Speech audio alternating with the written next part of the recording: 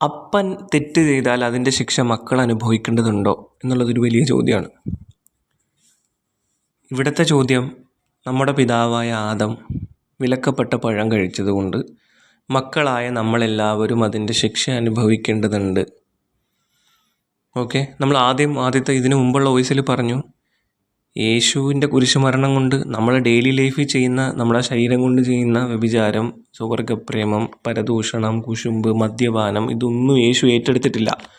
അതായത് നമ്മൾ ഡെയിലി ലൈഫിൽ ഒരു മനുഷ്യൻ സാധാരണ നമ്മൾ ചെയ്യുന്ന ഒരു തെറ്റും യേശു ഏറ്റെടുത്തിട്ടില്ല. യേശു കുരിശിൽ മരിച്ചതുകൊണ്ട് നമുക്കൊരു ബെനിഫിറ്റും ഇല്ല. നമ്മൾ നേരെ നരകത്തിൽ പോയി വീഴും. പടച്ചോ നമ്മളെ കാക്കട്ടെ, ആമീൻ. പിന്നെ ഇപ്പോൾ യേശു കുരിശിൽ മരിക്കാൻ സാധ്യതയുള്ളത് ആദം പഴം നിന്നുകൊണ്ട് മനുഷ്യരെല്ലാം പാപികളാണ്. ആ പാപം യേശു ക്രിസ്തു വഹിച്ച് കുരിശിൽ മരിച്ചു. ഓക്കെ, അപ്പം ആദം അങ്ങനെ കുരിശിൽ മരിച്ചില്ലെങ്കിൽ നമ്മളെല്ലാവരും നരകത്തിലാണെന്നാണ് അപ്പോൾ ഇതിൻ്റെ അർത്ഥം വരുന്നത്. നമ്മളെല്ലാവരും നരകത്തിൽ പോകും, കാരണം ആദം വിലക്കപ്പെട്ട പഴം കഴിച്ചത് കൊണ്ട്. അള്ളാഹു നമ്മളെ കാത്തുരക്ഷിക്കട്ടെ, ആമീൻ. എന്നാൽ ബൈബിളിൽ തന്നെ നമുക്ക് കാണാൻ പറ്റും, യേശു ജനിക്കുന്നതിന് മുമ്പ് എസക്കേൽ എന്ന് പറയുന്ന ഒരു പ്രവാചകൻ ഉണ്ടായ വെളിപാടായിട്ട് ബൈബിളിൽ തന്നെ എഴുതി വെച്ചിരിക്കുന്ന കാര്യമാണ്. എസക്കേലിൻ്റെ പുസ്തകം 18-ാം അധ്യായം 1 മുതൽ 32 വരെയുള്ള വാക്യങ്ങളിൽ നമുക്ക് കാണാം. ഒന്ന് ആലോചിച്ച് നോക്കണം. ഇത് ദൈവമാണ് മോശയ്ക്ക് ശേഷം, മോശയ്ക്കും മൂസാ നബിക്കൊക്കെ ശേഷം, എബ്രഹാമിനും മൂസാ നബിക്കൊക്കെ ശേഷം, യേശുവിന് തൊട്ട് കുറേ മുമ്പുള്ള കാലഘട്ടത്തിൽ ദൈവം ഒരു പ്രവാചകന് കൊടുത്ത വെളിപാടാണ്. അതായത് യേശുവിന് മുമ്പ് ഏറ്റവും അപ്ഡേറ്റഡ് ആയിട്ടുള്ള ദൈവത്തിൻ്റെ ഒരു സ്റ്റേറ്റ്മെൻ്റ് എന്ന് തന്നെ പറയാം. എന്നുവെച്ചാൽ ഒരു നിയമം ദൈവം പാസ്സാക്കുമല്ലോ. പണ്ടത്തെ കാലത്ത് ഒരു നിയമം ഉണ്ടാവും, പിന്നീട് ഒരു നിയമം ഉണ്ടാവും. ഒരു രാഷ്ട്രമാണെങ്കിൽ പോലും പല നിയമങ്ങളുണ്ടാവും. അപ്പോൾ ഒരു വിഷയത്തെക്കുറിച്ച് ഏറ്റവും പുതിയ നിയമനിർമ്മാണം എന്താണോ അതാണല്ലോ നമ്മൾ സ്വീകരിക്കേണ്ടത്. അപ്പോൾ യേശു ജനിക്കുന്നതിൻ്റെ തൊട്ട് മുമ്പ് പോലും ദൈവത്തിനുണ്ടായിരുന്ന ഈ വിഷയത്തിലെ ദൈവത്തിൻ്റെ ചിന്താഗതി എന്തായിരുന്നു എന്ന് അറിയണമെങ്കിൽ നിങ്ങൾ എസക്കേലിൻ്റെ പുസ്തകം 18-ാം അധ്യായത്തിൽ 1 മുതൽ 32 വരെയുള്ള വചനങ്ങൾ വെറുതെ വായിച്ചു നോക്കിയാൽ മതി. എസക്കേലിൻ്റെ പുസ്തകം 1 മുതൽ 32 വരെയുള്ള വചനങ്ങൾ നിങ്ങൾ വെറുതെ വായിച്ചു നോക്കിയിട്ട് സ്വയം ഒന്ന് ചിന്തിക്കുക. എസക്കേലിൻ്റെ പുസ്തകം 18-ാം അധ്യായം 1 മുതൽ 32 വരെയുള്ള വചനങ്ങൾ വായിച്ചതിന് ശേഷം നിങ്ങൾ ആലോചിക്കുക, ദൈവത്തിന്, യേശുവിനെ സൃഷ്ടിച്ച, പ്രപഞ്ചത്തെ സൃഷ്ടിച്ച ദൈവത്തിന് അപ്പൻ ചെയ്തതിൻ്റെ പേരിൽ മക്കളെ ശിക്ഷിക്കുന്ന സ്വഭാവമുണ്ടോ? അപ്പോൾ നിങ്ങൾ എന്നെ ആലോചിച്ച് നോക്കുക. നിങ്ങൾ എന്നെ അത് വായിച്ചിട്ട് ആലോചിച്ച് നോക്കുക. ഇതിൽ പറഞ്ഞിരിക്കുന്നതിൻ്റെ കണ്ടൻറ്റ് ഞാൻ പറഞ്ഞുതരാം. അത് തുടങ്ങുന്നത് ഇങ്ങനെയാണ്: പിതാക്കന്മാർ പച്ചമുന്തിരിങ്ങ തിന്നു എന്ന് പറഞ്ഞ് മക്കളുടെ പല്ല് പൊളിച്ചു എന്ന് ഇസ്രായേൽ ദേശത്തെക്കുറിച്ചൊരു പഴമൊഴി നിങ്ങൾ ആവർത്തിക്കുന്നത് എന്തിന്? അങ്ങനെയാണ് തുടങ്ങുന്നത്. അതായത് പിതാക്കന്മാർ പച്ചമുന്തിരിങ്ങ കഴിക്കുമ്പോൾ മക്കളുടെ പല്ല് പൊളിച്ചു, പിതാക്കന്മാർ പച്ചമുന്തിരിങ്ങ തിന്നപ്പോൾ മക്കളുടെ പല്ല് പൊളിച്ചു എന്ന് നിങ്ങൾ ഇസ്രായേൽ ദേശത്തൊരു പഴമൊഴി പറയുന്നുണ്ടല്ലോ, അത് നിങ്ങൾ ആവർത്തിച്ചുകൊണ്ടിരിക്കുന്നുണ്ടല്ലോ, അത് നിങ്ങൾ ഇനി ആവർത്തിക്കരുത് എന്ന താക്കീതിനാണ് ഇത് പറഞ്ഞു വരുന്നത്. എന്നുവെച്ചാൽ അപ്പൻ ചെയ്തതിൻ്റെ പേരിൽ മക്കൾ ശിക്ഷ അനുഭവിച്ചുകൊണ്ടിരിക്കും, അപ്പൻ ചെയ്തതിൻ്റെ പേരിൽ മക്കളെല്ലാവരും അനുഭവിച്ചുകൊണ്ടിരിക്കും എന്നൊരു ചിന്താഗതി നിങ്ങൾ ഇസ്രായേലുകാർക്ക് ഉണ്ടല്ലോ. ഇസ്രായേലിൽ അങ്ങനെ ഒരു ചിന്തയുണ്ടല്ലോ. അപ്പോൾ അപ്പനൊരു തെറ്റ് ചെയ്താൽ, ഇപ്പോൾ ബൈബിളിൽ തന്നെ പഴയ നിയമത്തിൽ കാണാം, ഒരാൾ വിഗ്രഹങ്ങളെ ആരാധിക്കുകയാണ്, ഇസ്രായേലിൻ്റെ ദൈവത്തിനെതിരെ സംസാരിക്കുകയാണ്, അങ്ങനെ ചെയ്താൽ അവൻ്റെ ഒരുപാട് തലമുറകളെ നശിപ്പിക്കും എന്നുള്ളൊരു സ്റ്റേറ്റ്മെൻറ്റ് കാണാൻ പറ്റും. പക്ഷേ ഈ സ്റ്റേറ്റ്മെൻറ്റ് പ്രാക്ടിക്കലി നടക്കുന്നുണ്ടോ എന്ന് ചോദിച്ചാൽ പ്രാക്ടിക്കലി നടക്കുന്നില്ലല്ലോ. കാരണം ഒരുവൻ്റെ അപ്പൻ വിഗ്രഹാരാധകനാണ്. പക്ഷേ ആ വിഗ്രഹാരാധകനായ ആളുടെ മകൻ ഇസ്രായേലിൻ്റെ ദൈവത്തിൽ വിശ്വസിച്ച് കഴിഞ്ഞാൽ ആ മനുഷ്യൻ ദൈവത്തിൻ്റെ രക്ഷയിലേക്ക് വരുമല്ലേ ചെയ്യേണ്ടത്. അവന് സമാധാനം കിട്ടും. അവന് ദുനിയാവിലും ആഖിറത്തിലും ഭൂമിയിലെ ജീവിതത്തിലും മരണാനന്തര ജീവിതത്തിലും അവന് സന്തോഷം സമാധാനമല്ലേ കിട്ടുക. കാരണം അവൻ ഇസ്രായേലിൻ്റെ ദൈവത്തെ സ്വീകരിച്ചവനാണ്. അപ്പോൾ ദൈവം പറയുകയാണ്, നീ നല്ലവനായിട്ട് കാര്യമില്ല, നീ നല്ലവനായിട്ട് യാതൊരു ബെനിഫിറ്റും ഇല്ല, നിൻ്റെ അപ്പൻ വിഗ്രഹാരാധകനാണ്, നിൻ്റെ അപ്പൻ ഇതുപോലത്തെ തോന്നിവാസം കാണിച്ചിട്ടുണ്ട്, അതുകൊണ്ട് നീയും അനുഭവിക്കണം എന്ന് പറഞ്ഞ് ദൈവം മനുഷ്യനെ സ്നേഹിച്ച ദൈവത്തിനെ വിശ്വസിച്ച ആളെ കൂടി നരകിപ്പിക്കുകയാണ് എന്നൊരു സംഭവം നമുക്ക് ലോകത്ത് കാണാൻ പറ്റും. അങ്ങനെ ഒരു ദൈവത്തെയാണ് ബൈബിൾ പരിചയപ്പെടുത്തുന്നതെങ്കിൽ പിന്നെ ആരെന്തിനാണ് വിശ്വസിക്കുന്നത് ആ ദൈവത്തിനെ? അതിൻ്റെ ലോജിക്ക് എന്താ ഉള്ളത്? എബ്രഹാമിൻ്റെ പിതാവിനെ കുറിച്ച് നമ്മൾ നോക്കുമ്പോൾ പിതാവിൻ്റെ എബ്രഹാമിൻ്റെ തൊട്ട് മുമ്പുള്ള കാലഘട്ടത്തിൽ ആ വംശപരമ്പരയിലുള്ളവരൊക്കെ വിഗ്രഹാരാധകരായിരുന്നു. അങ്ങനെയാണെങ്കിൽ എബ്രഹാം നശിച്ചുകൊണ്ട് എബ്രഹാമിൻ്റെ വംശം മുഴുവൻ മുടിയണ്ടേ? ഇത് എബ്രഹാമിൻ്റെ മകനായിട്ട് ഇസഹാക്കും ഇസ്മായിലും, ഇസഹാക്കിൻ്റെ മകൻ യാക്കോബും ഇസ്രായേൽ സന്തതികൾ മുഴുവൻ വന്നു. അവർക്ക് അവരിൽ ദൈവം ഒരുപാട് പ്രവാചകന്മാരെയും കൊടുത്തു. അപ്പോൾ വിഗ്രഹാരാധകരുടെ കുടുംബത്തിൽ ജനിച്ചത് കൊണ്ട് എബ്രഹാം നശിക്കണ്ടേ? അപ്പോൾ ഇത് പ്രാക്ടിക്കലി ഇത് നടക്കുന്നില്ലല്ലോ. എന്ന് വെച്ചാൽ അപ്പൻ ചെയ്തതിൻ്റെ പേരിൽ ഒരപ്പൻ വിഗ്രഹാരാധകനാണ്, ഏകദൈവത്തിനെതിരെ നിന്നു എന്ന് വിചാരിച്ച് അവൻ്റെ വംശം മുഴുവൻ മുടിയുന്നില്ലല്ലോ. അപ്പോൾ ഇത് പ്രാക്ടിക്കലി നടക്കുന്ന കാര്യമല്ല. അത് പ്രവാചകന്മാരുടെ ചരിത്രത്തിലൊന്നും നടക്കുന്നുമില്ല. അപ്പോൾ അത് സ്പെഷ്യലായിട്ടുള്ള കാര്യമാണ്. അപ്പോൾ അങ്ങനെയാണെങ്കിൽ നാളെ ഒരു ഹിന്ദുവിൻ്റെ വീട്ടിൽ നിന്ന് ഒരാൾ ക്രിസ്തുമതം സ്വീകരിച്ചാൽ അവൻ ക്രിസ്തുമതം സ്വീകരിച്ചിട്ട് എന്താ കാര്യം?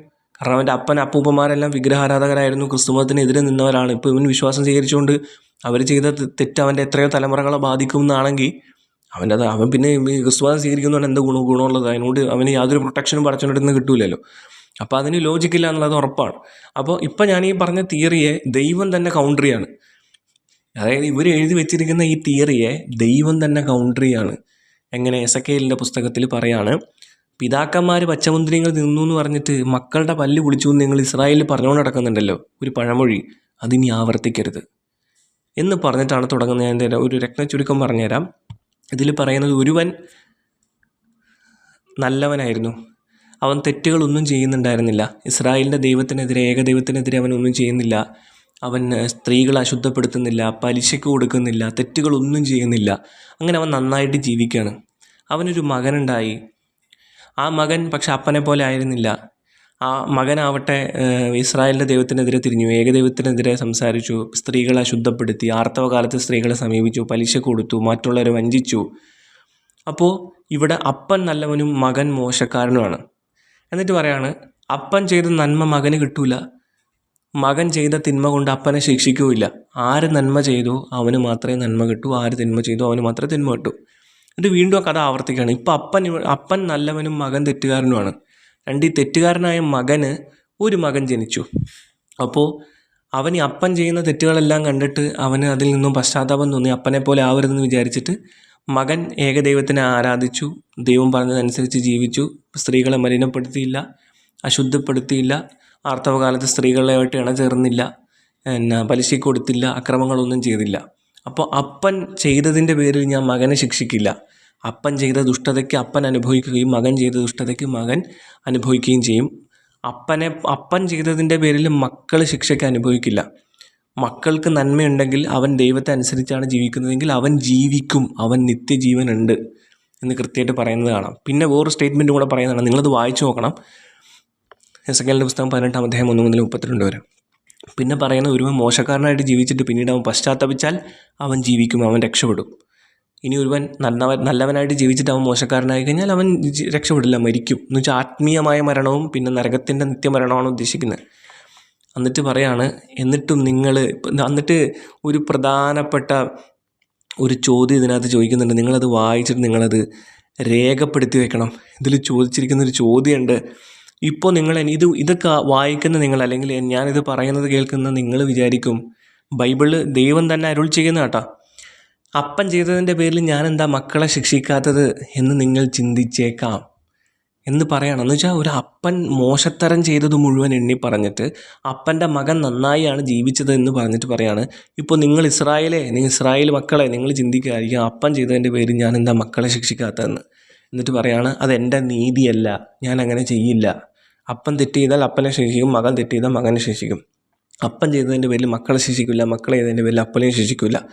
ഇതാണ് എൻ്റെ നീതി എന്ന് പറഞ്ഞ് ദൈവത്തിൻ്റെ നീതി യാതൊരു സംശയവുമില്ലാത്ത രീതിയിൽ എസെക്കിയേലിൻ്റെ പുസ്തകം 1 മുതൽ 18-ാം അധ്യായം 1 മുതൽ 32 വരെ കൊടുക്കുന്നുണ്ട്.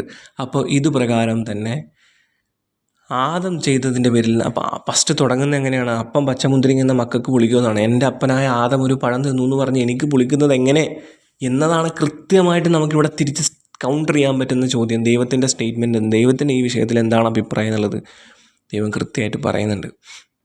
അപ്പോൾ ഒരാളൊരു തിന്മ ചെയ്യുന്നു, ആ തിന്മ മറ്റുള്ളവരറിയാതെ പകർന്നുകൊണ്ടിരിക്കുകയാണ്. ഇപ്പോൾ ഞാനൊരു തെറ്റ് ചെയ്തു, ആ തെറ്റ് മറ്റുള്ളവരറിയാതെ പകർന്നുകൊണ്ടിരിക്കുകയാണ്. അവർ വിചാരിക്കുന്നത് ശരിയാണെന്നാണ്. അപ്പോൾ 1000 പേര് ഒരാളൊരു തെറ്റ് ബോധപൂർവം ചെയ്ത് കൃത്രിമമാക്കി ഉണ്ടാക്കി വെച്ചു. പിന്നീട് 1000 പേര് അത് തെറ്റാണെന്ന് മനസ്സിലാക്കാതെ ചെയ്തു. അവസാനം പടച്ചവൻ്റെ മുമ്പിൽ എത്തുമ്പോൾ ആ തെറ്റിന് കുറ്റക്കാരൻ ആരായിരിക്കും? ആദ്യം ചെയ്തവൻ തന്നെ ആയിരിക്കും, താഴേക്ക് വന്നവരായിരിക്കില്ല. കാരണം അവർക്ക് തെറ്റാന്ന് പോലും മനസ്സിലായിട്ടില്ല, അവരത് ശരിയാണെന്ന് വിചാരിച്ചാണ് ചെയ്തത്. അപ്പോൾ പടച്ചവൻ്റെ നീതിയെക്കുറിച്ച് കൃത്യമായിട്ട് ഇതിനകത്ത് പറയുന്നുണ്ട്.